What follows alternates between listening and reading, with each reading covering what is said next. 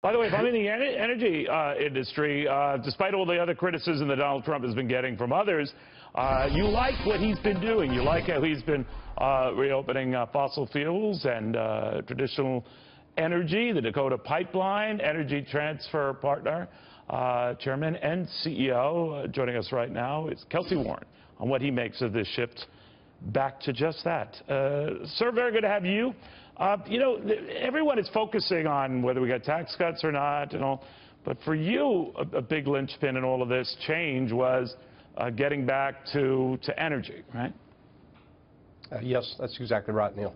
So what do you make of what the president wants to do, getting, you know, pipelines back up and running, whether it's Dakota or elsewhere, to focus on that again? Many argue that it's too late. You say what? Oh, that's definitely not too late. In fact, we need a lot more infrastructure.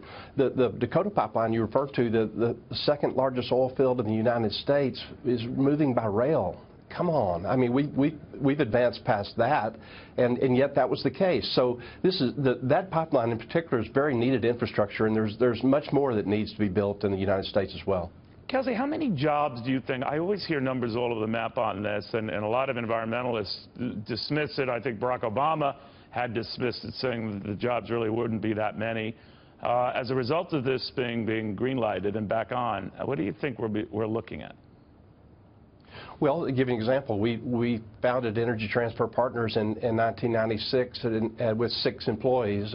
We now have 31,000 employees. So, and that's all in the pipeline business. So, people are correct when they say that there's not that many jobs after the project is complete, but you never stop. I mean, you're constantly building pipes, and so these skilled workers, high-paid skilled workers, by the way, mostly unions, some private, right. They're moving from job site to job site. So the employment is robust as a result of what we do.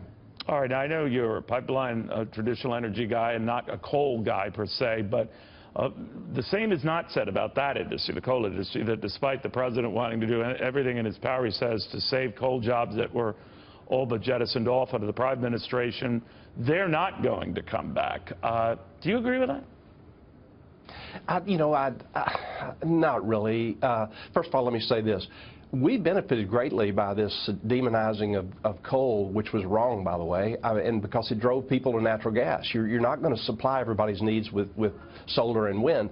But I think the coal industry, I had an opportunity. I went with a friend of mine to Utah recently, and I was with some miners that were actually hunting guides, and they were talking about the massive job loss that they had seen in working in Utah. I mean, it's real. These are real people, and I do think it's going to have a big impact on jobs, and it's the right thing to do for America.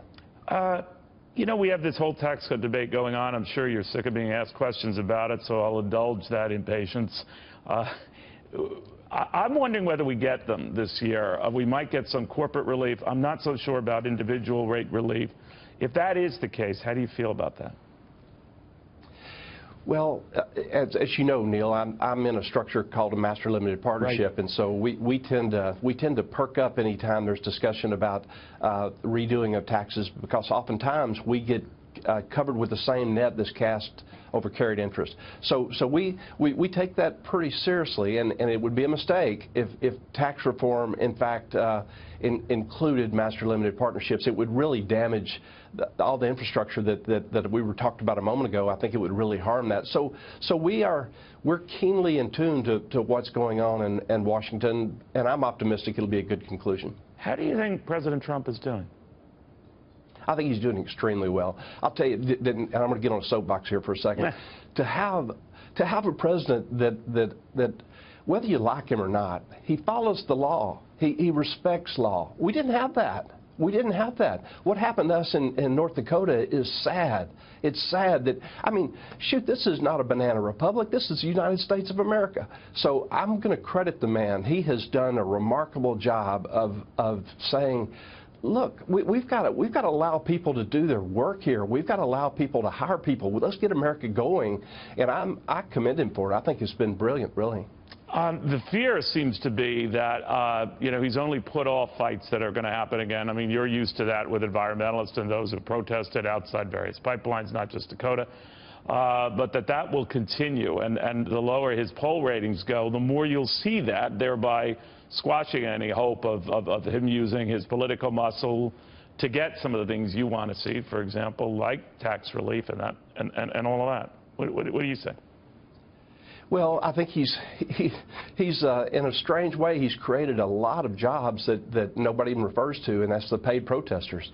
I mean, it's a whole new industry, Neil, I am watching, and we're trying to not be political at Energy Transfer. We're trying to just keep our head down and do our jobs. Well, if I can embarrass you and have you say something that would compromise that, it's all the better. But I'm kidding. I'm kidding. But you know, the reason why I mentioned the whole traditional energy thing is it comes at a time when Republicans are fighting amongst themselves over how to proceed, not on energy, but on health care and taxes, and that the problem the president might not have isn't so much with Democrats, but as he has indicated and tweeted, with groups like the Freedom Caucus and all that. Are you worried that his agenda will be undone not by the other side, but his own side? I am worried. I'm very concerned. I think it's I'm disappointed in what I'm seeing from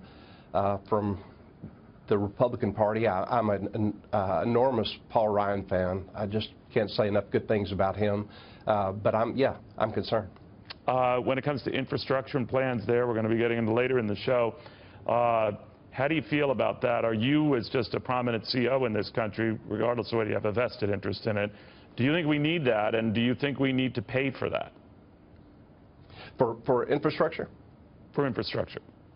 Oh, yeah, absolutely. We desperately need infrastructure. I mean, just look at my industry alone.